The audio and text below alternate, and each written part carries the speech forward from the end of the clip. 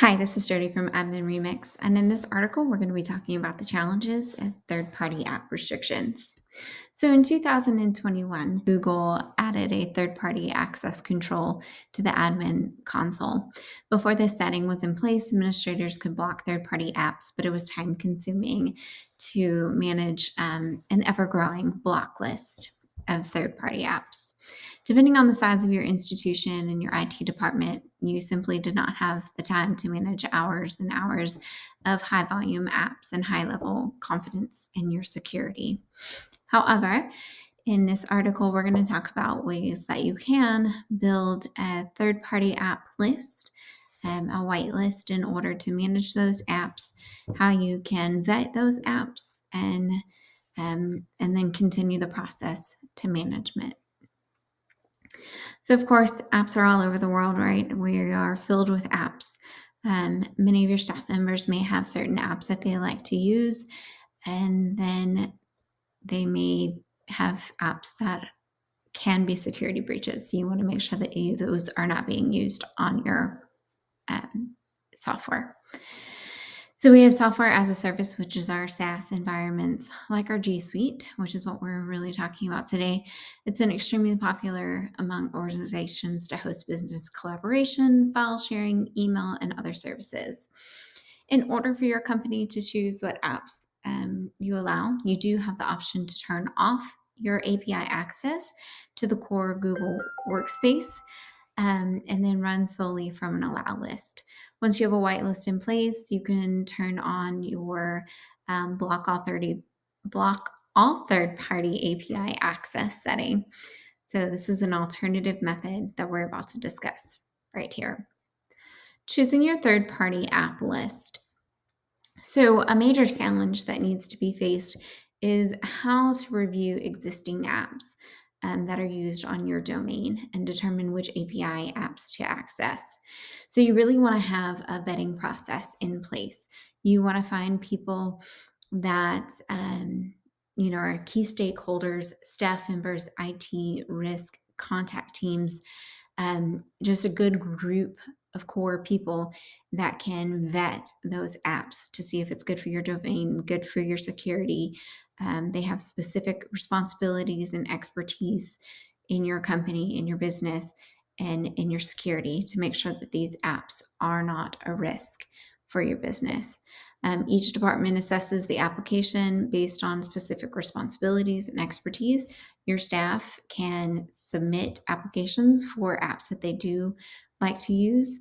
And then your vetting little team, compadre list, or whatever you've built of, can vet those apps based off of contractual reviews, their application process, whatever you guys have come up with.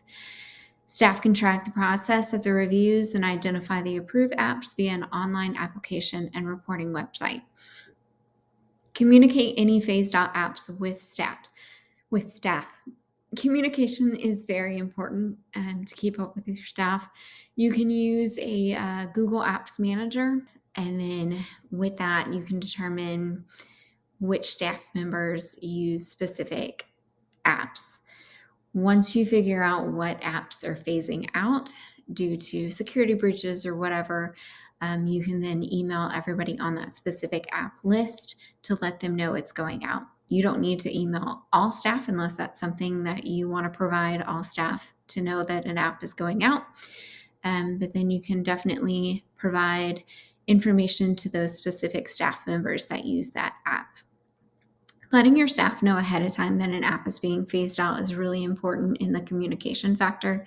It lets them know that, you do have their information and their respect in mind, but it's still something that is better for the company in order to get that app out of your company. Ongoing evaluation process. The last challenge in place, after all this time and effort that you've put in, vetting these apps, getting the compadre in line, getting this team in place, and then telling your staff about everything that is going into place and no longer going to be in use. you've got to have an ongoing evaluation process.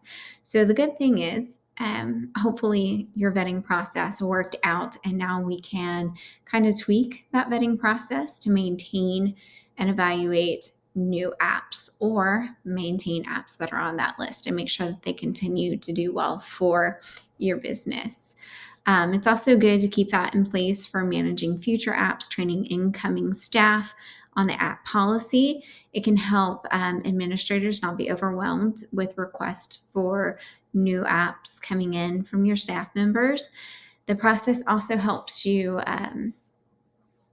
make sure that any apps that were gone, if staff members are really wanting it, they can still ask for that specific app back, but you can still revet it, right? You have advantage in knowing what worked and what didn't work in the first time that you vetted it, and you can tweak things to make sure that it's integrating the better parts of the process that worked and kind of getting rid of the parts that didn't work, so you can integrate the improvements into your ongoing process. Now, of course, there are going to be more challenges that come through as you're going in this ongoing process. But these are kind of the ones that we feel like our customers are going to have the main pain points of. So these are the main challenges we think you're all going to go through. And again, there are going to be more business specific to you and your business. So we're hoping that this article is helpful to you, and happy vetting. Have a good one.